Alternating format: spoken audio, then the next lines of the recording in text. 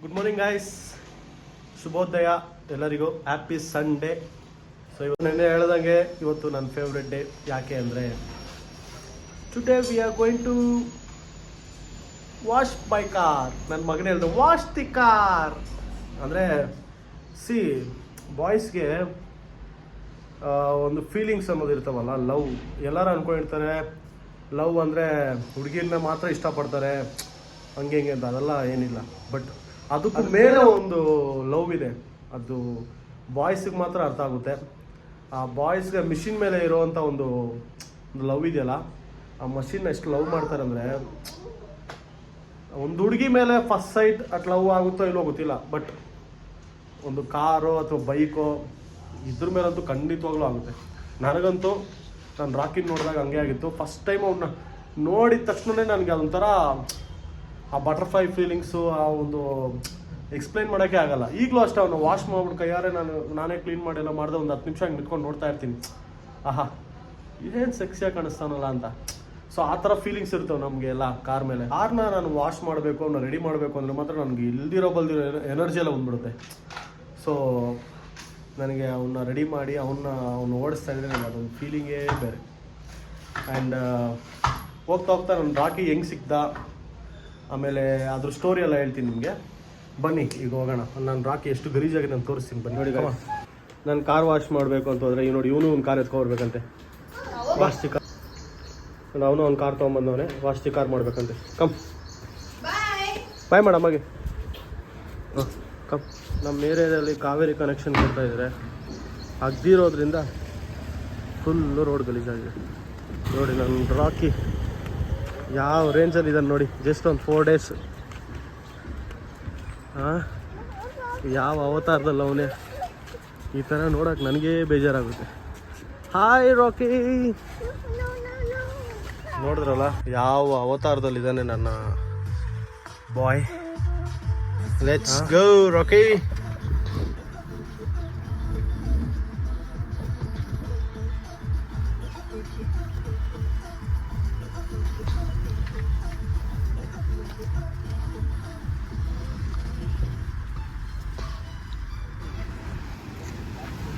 ನೋಡಿ ನಾನು ರೆಗ್ಯುಲರಾಗಿ ಬಿಡೋದು ಇಲ್ಲೇ. ವಾಷಿಂಗ್ ಆಗಲಿ, ವೀಲ್ ಹೆಲ್ಮೆಂಟು, ಪ್ರತಿಯೊಂದು ನಮ್ಮ ಗ್ಯಾಂಗ್ ಎಲ್ಲ ಇಲ್ಲೇ ಬಿಡೋದು.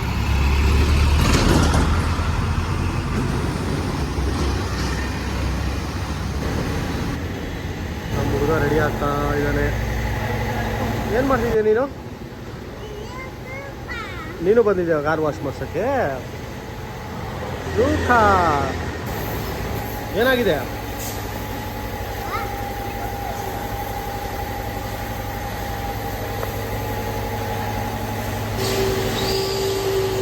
Wash the car.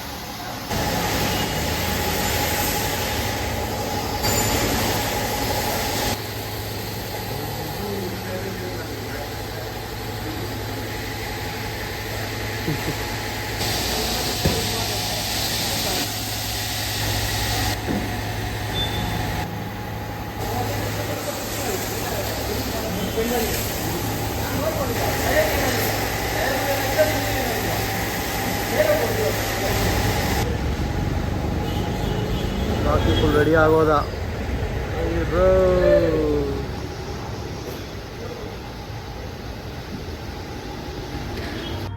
ಹೋಗೋಣ ಚಮ್ಮ. ನಮ್ಮ ರಾಕಿ ಫುಲ್ ರೆಡಿ ಆದ. ರಾಕಿ ಇಸ್ ರಾಕಿಂಗ್ ನಾವು. ನೋಡಿ ಫ್ರೆಂಡ್ಸ್, ಇವರು ಕಾರ್ ಮೇಕ್ ಓವರ್ ಅಂದ್ಬಿಟ್ಟು ನನಗೆ 2000 ಬೊಕ್ಕೆ ಹಾಕಿದ್ದಾರೆ. ಅದಕ್ಕೆ ಮನೆಯಿಂದ ಆಚೆ ಹಾಕ್ತಾ ಇದ್ದೀನಿ. ಬಾಯ್ ಫ್ರೆಂಡ್ಸ್, ಬಾಯ್. ಬೇಕಾದ್ರೆ ಎಂತಿನ ಬಿಟ್ಬಿಡಿ, ಕಾರ್ನ ಮಾತ್ರ ಟ್ರಾಲಿ ಜೊತೆಗೆ ಊರ್ ಬಿಟ್ಟು ಹೋಗು ಅಂತ ಹೇಳ್ತಾ ಇದ್ದೀನಿ. ಬಾಯ್. ನೀನ್ ಟ್ರಾಲಿ ಎತ್ಕೊಂತಾರ ನೋಡಿದ್ರೆ ಗೊತ್ತಾಗೋಗೈತೆ ಇವನ್ ಖಾಲಿ ಟ್ರಾಲಿ ಎತ್ಕೊಂಡು ಪೋಸ್ ಕೊಡ್ದವನೆ ಅಂತ. ನೀನು ಬೇಡ, ಯಾರು ಬೇಡ, ನನ್ನ ಕಾರ್ ಸಾಕು. ನಮ್ಮ ಹಸ್ಬೆಂಡ್ಗೆ ಬಟ್ಟೆ ಗತಿ ಇಲ್ದಿರಾ ಹರಿದು ಇರೋ ಪ್ಯಾಂಟು.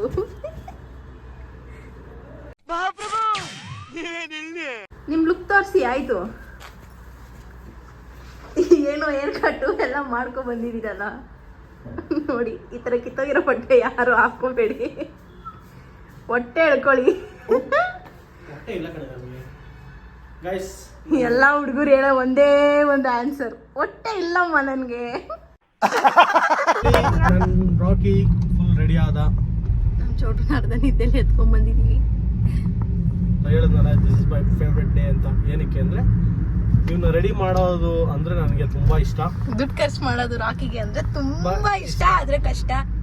ನಮಗೆ ಕಷ್ಟ, ಬಟ್ ಏನು ಮಾಡೋದು, ಮಾಡಲೇಬೇಕಲ್ವಾ. ಆದರೆ ರಾಕಿನ ನನ್ನ ಕೈಯಾರೆ ತೊಳೆಯೋದ್ರಿಂದನೇ ನನಗೆ ತುಂಬ ಸಂತೋಷ ಕೊಡೋದು. ಮತ್ತೇನಕ್ಕೆ ಇವತ್ತು ಎತ್ಕೊಂಡೋಗಿ. ಬಟ್ ಇದು ಏನಕ್ಕೆ ಅಂದರೆ ತುಂಬ ಊರಿಗೆಲ್ಲ ಹೋಗಿ ಬಂದ್ರಲ್ಲ, ಸೊ ಫುಲ್ಲು ಗಲೀಜಾಗಿತ್ತು. ಸೊ ಅದರಿಂದ ನಮ್ಮ ವ್ಯಾಕ್ಯೂಮ್ ಕ್ಲೀನಲ್ಲ, ಅದು ಅಷ್ಟು ನೀಟಾಗಿ ಕ್ಲೀನ್ ಆಗಲ್ಲ. ಸೊ ಅದರಿಂದ ಅಲ್ಲೂ ಕೊಟ್ಟು ಎಲ್ಲ ನೀಟಾಗಿ ಫುಲ್ಲು ರೆಡಿ ಮಾಡಿಸಿದ್ದೀನಿ. ಈಗ ಜನರಿಗೆ ಹೇಳೋ ನಿಮ್ಮ ರಾಕಿಯ ಜನ್ಮ ಹೆಂಗಾಯ್ತು ಅಂತ ಹೇಳಿ. ಜನ್ಮ ಹೆಂಗಾಯ್ತು ಅಂದರೆ ಆ್ಯಕ್ಚುಲಿ 2018 ಕಾರ್ ತೊಗೊಬೇಕು ಅಂತ ನನಗೆ ಏನಕ್ಕೆ ಬಂತು ಥಾಟ್ ನಿಮಗೆ?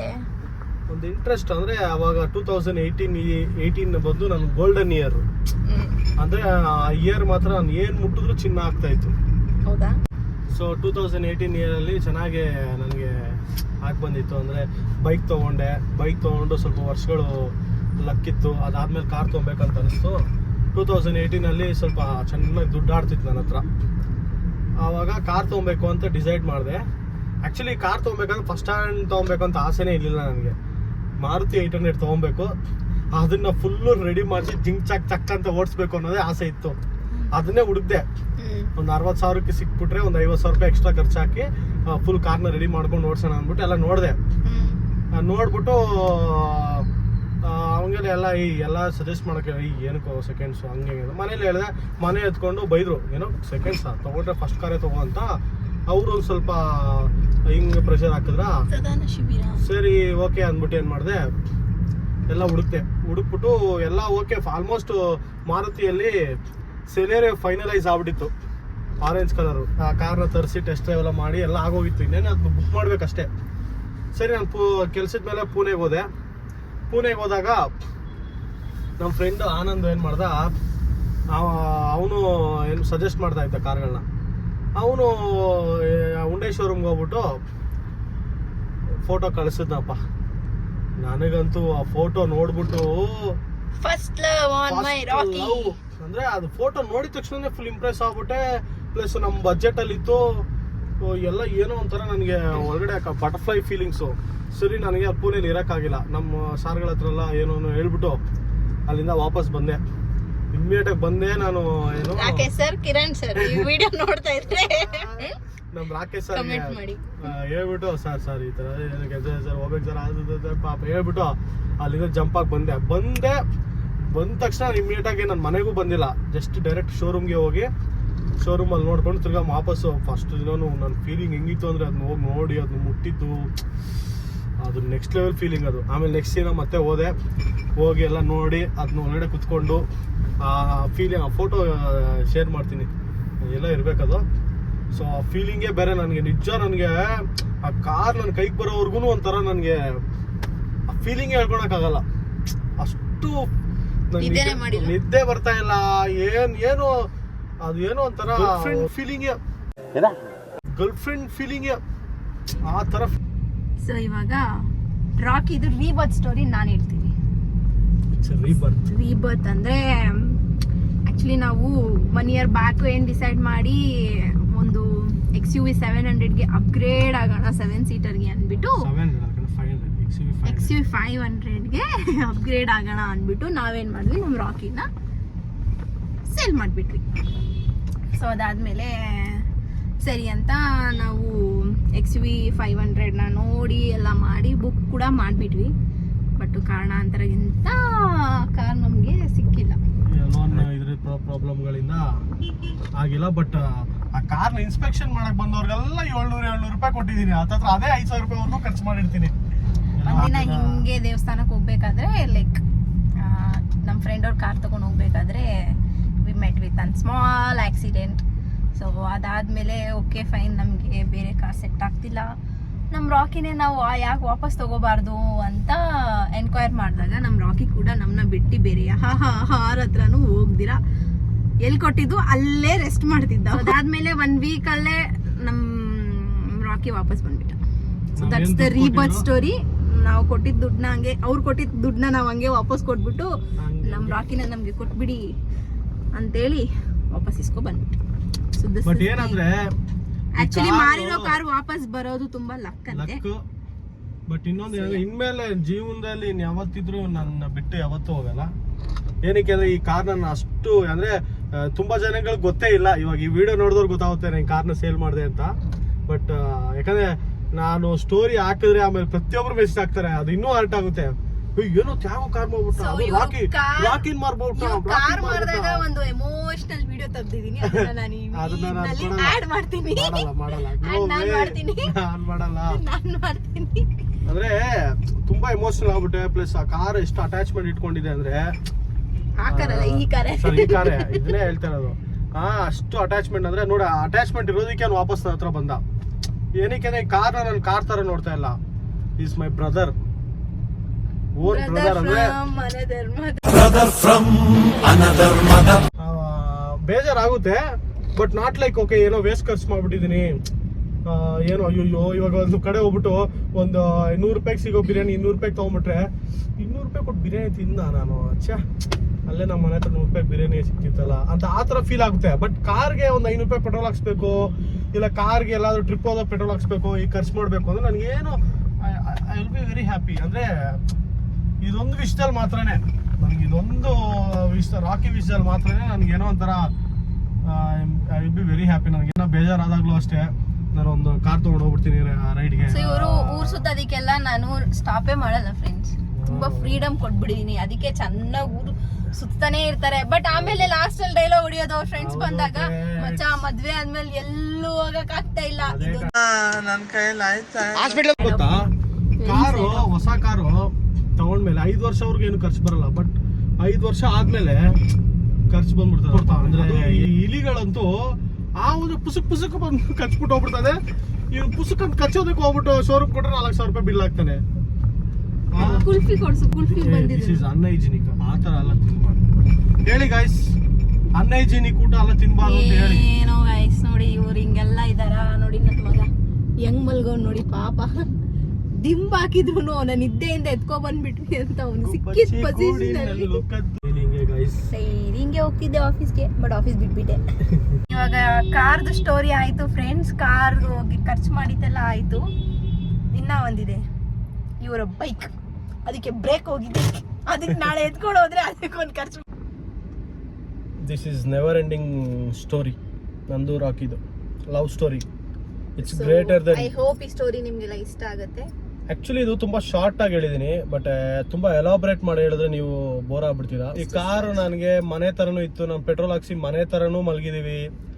ನಾನು ನಮ್ಮ ಹುಡುಗರೆಲ್ಲ ಪೆಟ್ರೋಲ್ 500 ರೂಪಾಯಿ ಪೆಟ್ರೋಲ್ ಹಾಕ್ಸ್ಬಿಟ್ಟು ಕಾರಲ್ಲಿ AC ಹಾಕ್ಬಿಟ್ಟು ಸ್ಟಾರ್ಟ್ ಮಾಡ್ಬಿಟ್ಟು ಕಾರಲ್ಲೇ ಮಲಗಿದ್ದು ಉಂಟು.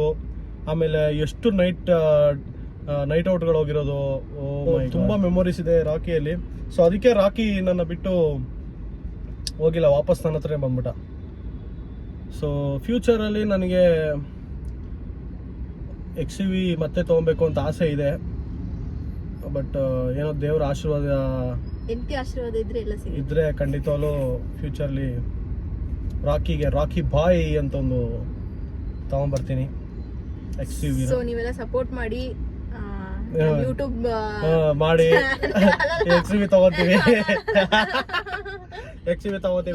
ಮಾಡಿದ್ರೆ ನಾವು ದೊಡ್ಡದಾಗಿ mister and missus Raj YouTube channel ಅಂತ ರಾಕಿ ಹಿಂದೆಗಡೆ ಹೆಸರು ಹಾಕ್ಬೇಕಂತ ಇದೀವಿ. ಸೊ ಸಪೋರ್ಟ್ ಮಾಡಿ.